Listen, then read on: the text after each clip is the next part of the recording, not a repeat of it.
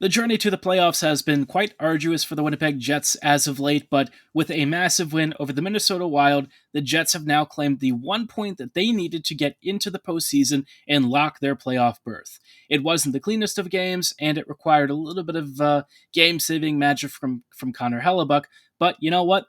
You win, you're in, and everything is golden. We'll dive into this game and Winnipeg's near future on tonight's episode of Locked On Winnipeg Jets. You're Locked On the Hockey Jets, your daily podcast on the Winnipeg Jets. Part of the Locked On Podcast Network, your team every day.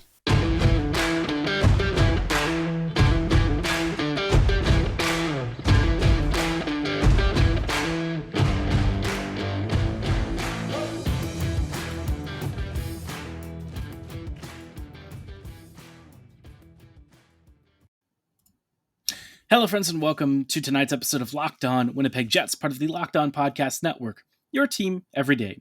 I'm your host, Harrison Lee, an avid Winnipeg Jets fan and an online blogger. You can follow me on Twitter at HLivingLoco and at LO_Winnipeg Jets. As always, thanks for making Locked On Jets your first listen of the day every day. If you like what you're hearing, be sure to like, follow, and subscribe on all of your favorite podcasting platforms of choice. Doing so, of course, is free and ensures you never miss another episode, but most of all, we just really love and appreciate your support.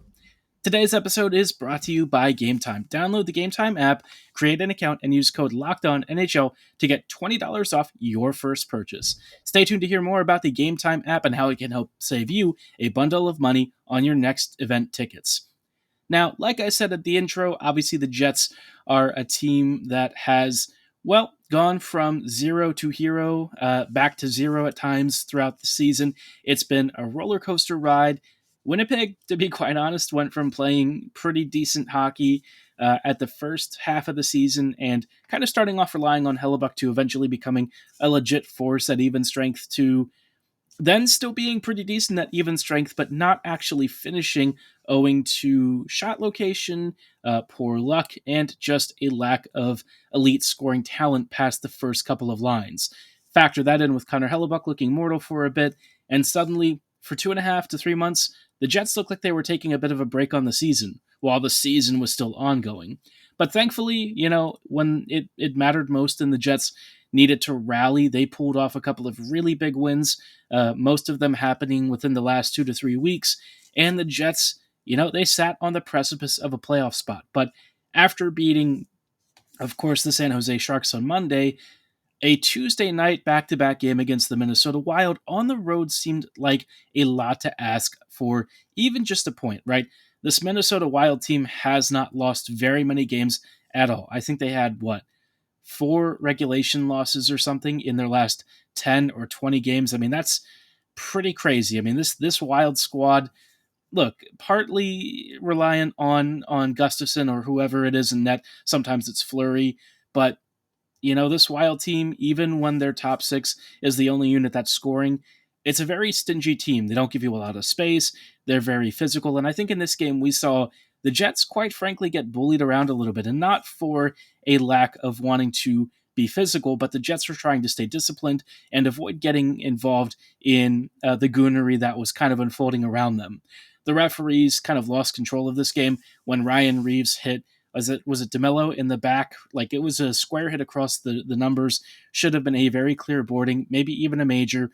And after that, of course, we had the Ehlers hit after he went after somebody with a bit of a body check on Kaprizov, I think it was. He comes back through the neutral zone, nowhere near the puck, and Ryan Hartman clearly interferes with him and catches him up high, and Ehlers leaves the game. So very physical, a lot going on. We even saw Rick Bowness and Dean Evason actually jawing off, and I think Bowness or Evason, one of those two, invited the other to fight them. So, yeah, I mean, what on earth was this game?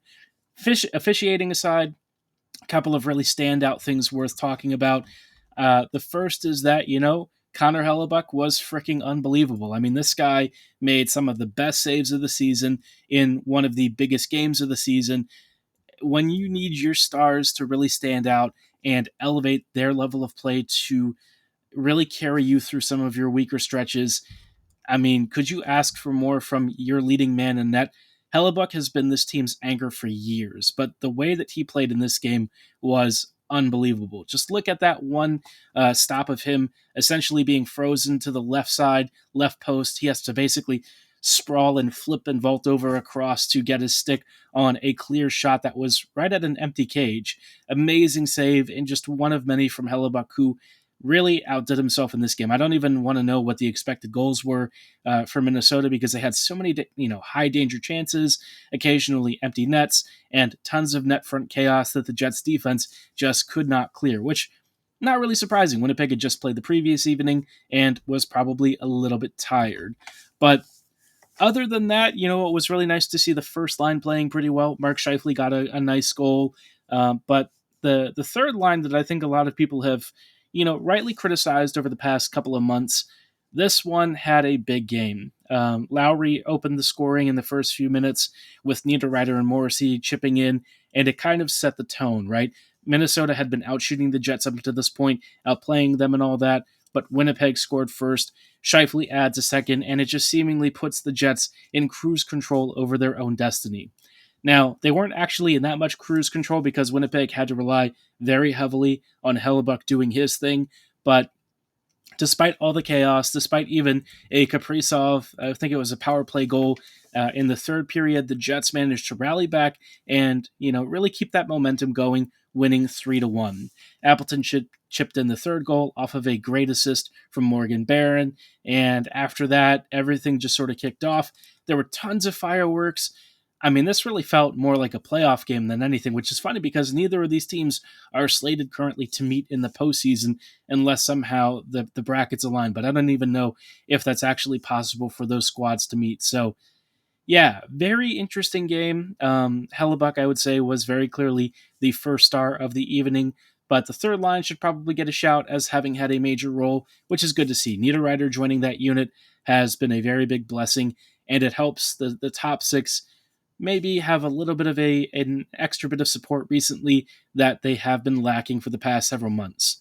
Now, of course, the Jets aren't the only team in action. I want to talk a little bit about who else is playing and why it really impacts the Jets, especially as they try and figure out their upcoming playoff series, and ultimately reflect a little bit on how the Jets can close out this year successfully in preparation for what could be a either very short playoff run or a very long one, depending on how Hellebuyck kind of holds up.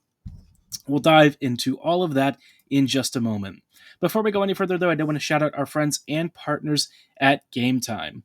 Obviously, when it comes to buying tickets and stuff, we all know how difficult and expensive it is. You go through all of these different services, they have huge fees, you might not be getting the best price, and you don't always know if you're even buying real tickets. Sometimes there are scams. That's why Gametime is a fantastic alternative. It's the fast and easy way to buy tickets for all the sports, music, comedy, and theater events near you. It helps you find flash deals and last-minute pricing. You can get easy-to-find tickets and also get a great seat view so you know exactly what you're paying for before you even step into the arena or venue. You'll also get their lowest price guarantee with event cancellation protection and so much more. If you always run into problems with your tickets, especially for those of you who have very difficult schedules, this is a great way to avoid a lot of the hassle and make sure that you're always backed by one of the best ticket vendors out there. Forget planning months in advance. Gametime has deals on tickets right up to the day of the event, and like I said, last-minute flash pricing is always something to keep in mind. So if you're looking for that best deal and a great guarantee, you'll always get the best price. Be sure to use Gametime. Snag the tickets without the stress and go to Gametime right now. Download the Gametime app, create an account, and again, use promo code LOCKEDONNHL for $20 off your first purchase. Terms apply. Again, you have to create an account and redeem code LOCKEDONNHL for $20 off. Download Gametime today. Last minute tickets, lowest price, guaranteed.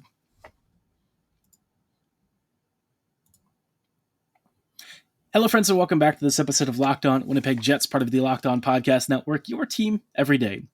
Thanks for joining us as we are continuing our conversation of Winnipeg now having clinched a playoff spot. Massive victory, big dubs, we all like it. Wasn't the cleanest game, like I said, but you know what? It is what it is. Who even freaking cares? The Jets are in. Now Hellebuyck can get a much-needed rest as the Jets start to prepare for their likely first-round opponent. So, as it stands right now, obviously a couple of teams are finishing up their games, but the two that are actually important for Winnipeg have just concluded.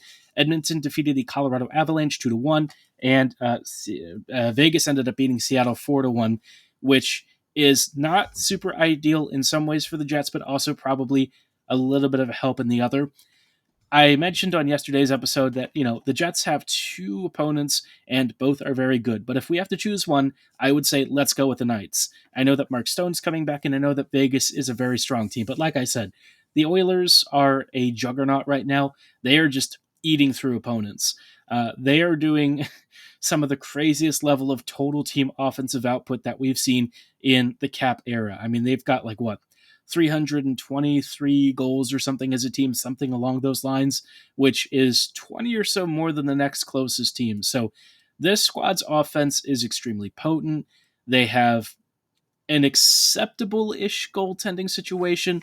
The defense is just sort of mediocre, but contributes offensively. So really, that forward group is what you're really concerned about, because McDavid, Draisaitl, and all of their supporting cast of talent that they've picked up, it's a legit threat. And now with Matthias Ekholm on the back end, they've added a really big defender in place of Tyson Barrie, who was starting to decline pretty rapidly. So, yeah, the Oilers, legit worrying team for me, especially because McDavid and Draisaitl on that power play are going to be almost unstoppable.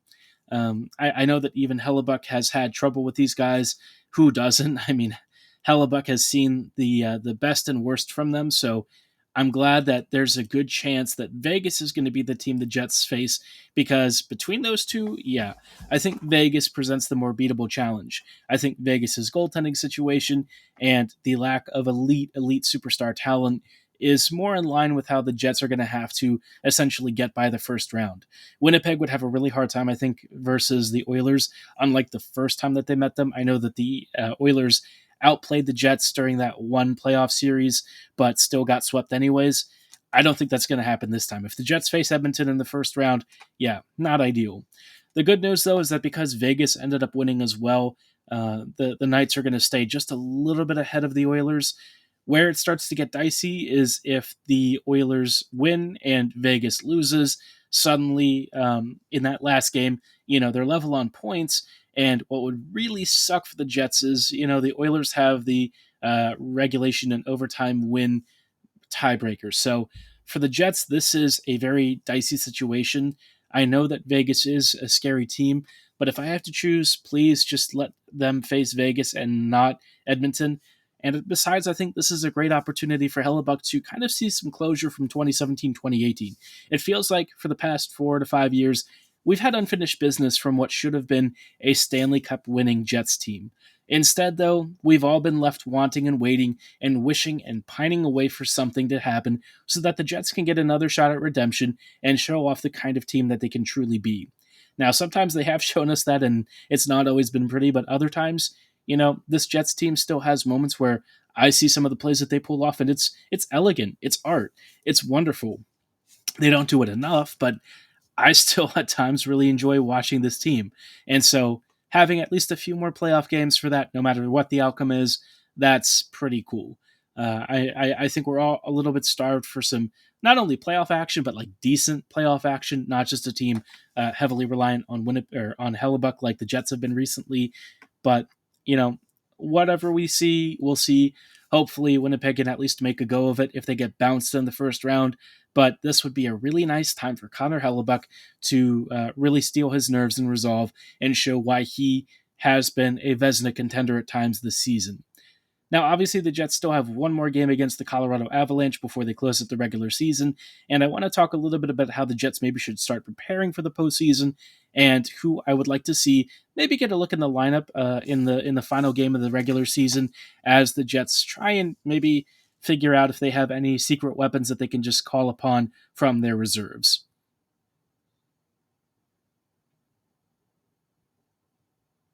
Hello, friends, and welcome back to these closing thoughts on tonight's episode of Locked On Winnipeg Jets, part of the Locked On Podcast Network, your team every day. I'm just wrapping up really quickly with some final thoughts on tonight's show. Obviously, the Jets have clinched a playoff berth. Things are feeling good. Vibes are up. Social media is roaring. All of this on the back of a very strange video earlier that the Jets released talking about Forever Winnipeg. If you saw it, you know exactly what I'm talking about. Essentially saying that Jets fans have to show up or the team is leaving. So, yeah, a strange day of mixed messaging, but you know what? It is what it is. We're still making the postseason. We get to watch playoff hockey. Let's make that the focus for now and deal with the other weird stuff later. Now, for the Jets, obviously, they've still got one regular season game, which means that the Jets have an opportunity to try and maybe test out a few things, right? The power play has been kind of betterish with Nikolai Ehlers coming back, but I think one thing I would like to see is maybe one or two depth players rotated in to try and get a shot to earn a spot. For me, I really feel Jensen Harkins deserves another look. I don't know that he would necessarily displace anyone other than like Saku Menelainen or Mason Appleton with how the Jets are currently oriented. But because Bones loves those guys so much, I really can't see him competing for any of those spots. And also, Jansen's not a PKer. So if he can't really do that kind of stuff, I don't think the Jets would be super interested in having him rotate in. I would also like to see some thoughts about, David Gustafsson. I'm always a big fan of his. He's been healthy scratched recently, and I really feel like if you played him over Saku, you'd probably get some pretty good forechecking results. The thing with Manalainen that I've always found very strange is like when he's on the PK, like he's elite. Like that dude is one of the best shorthanded situation players I've ever seen. I don't know what it is, but he becomes like Wayne Gretzky prime when he's on the PK. I can't explain it because when he goes back to even strength, he's like a totally different player. More hesitant with the puck, makes a lot of turnovers, doesn't really participate in build-up in the way that you'd like, kind of kills offensive zone sequences. Very confusing as to how he goes from like being one of the best PKers, literally one of the top 3 penalty killers in the entire NHL, to like a bottom like 5 or 10 even strength player. But it is what it is. I would love to see Gustafsson get a line assignment, but I don't think it's going to happen. I think Bones probably likes his guys for the most part, other than Cole Perfetti. But of course, Perfetti will come in and hopefully bench one of Menelainen or something. Not that I expect it to happen, but it'd be nice if it did. I also kind of wonder how they'll rearrange the lines because it seems like so far Appleton, Lowry, and Niederreiter are clicking along pretty nicely, so I'm not really inclined to move that unit other than maybe just swapping Appleton with a higher-end finisher or something, but that group, they've been doing fine. I'm okay with not breaking them up. The fourth line, I could see some more room for experimentation. Wouldn't mind, again, one of Harkins or Gustafsson maybe getting a look. I think it's also about time to bring Axel Janssen-Fjallby back into the lineup. Janssen-Fjallby, look, I have some qualms about his overall game. I do think it lacks a little bit of finesse here and there, but I think the other thing that he brings is incredible speed, excellent breakaway acceleration, plenty of crafty skill moves that he can use in tight spaces. And while he might not be the most prolific scorer or offensive threat, his presence alone and the space that he can create when he's driving up the ice, with possession, just makes him, for me, a guy that I think would really help Winnipeg out. And you know what? Even with his limited offensive upside, I still feel like he gets into good shooting positions. Defensively, he's relatively reliable. There's just actually a lot to like in his game. He's kind of like a Brandon Tanev 2.0, if you will. But this time, instead of getting the first version of Brandon, the Jets already have a reasonably seasoned NHLer. So, again, I think that some of these players could really do with not only some skating time, but also maybe getting a chance to compete for some spots as the Jets evaluate their playoff rosters. Because as it is, let's be real, the Jets offense, the forward line combos, it's a little thin, right? After the top 6, it gets a little bit thin. So anywhere you can squeeze out a few extra goals, even if the lineup has been able to pull it off recently, you still want to make sure that you're giving your team the best chance for success, and this is a great tune-up. We also might see maybe a defender change, since there is a small chance that Pionk might get a suspension of some sort. He got ejected at the end of the Wild game for cross-checking somebody in the ribs. Very painful looking, but Of course, I'm sure everyone expected some sort of retaliation after that horrible Hartman hit on Ehlers. That said, with Pionk potentially slated to miss a game or something, it'd be nice if Winnipeg would maybe call up, I don't know, Heinola or one of those guys who's been killing it recently and see if they can maybe make an impact a little bit sooner rather than later. But let me know your thoughts on all of this. Are there any Moose players that you think could also help? It's going to be tough to really call anyone up from the Moose anyways, just because they've also made the playoffs. And of course, in junior hockey, the Winnipeg Ice have also made the postseason, so everything is kind of coming up Winnipeg hockey right now. Fortunes may change quickly, but let's hope that they don't for the time being. So again, drop your thoughts below in the comment section or at my social medias at HLivingLoco and at LO_Winnipeg Jets. On tomorrow's episode, we might do some more preview talk and also get some thoughts from fans just like you about how this Jets season has gone. For tonight's episode, though, that is all the time that we have. Thanks for making Locked On Jets your first listen today. Make your second listen game-to-game NHL. Every moment, every top performance, and every result, followed by our local analysis from our local experts who provide the expert analysis that only we can give you. Follow Game to Game on Locked On NHL, available on all of your favorite podcasting platforms and YouTube. As always, thank you so much for listening. Have a great night.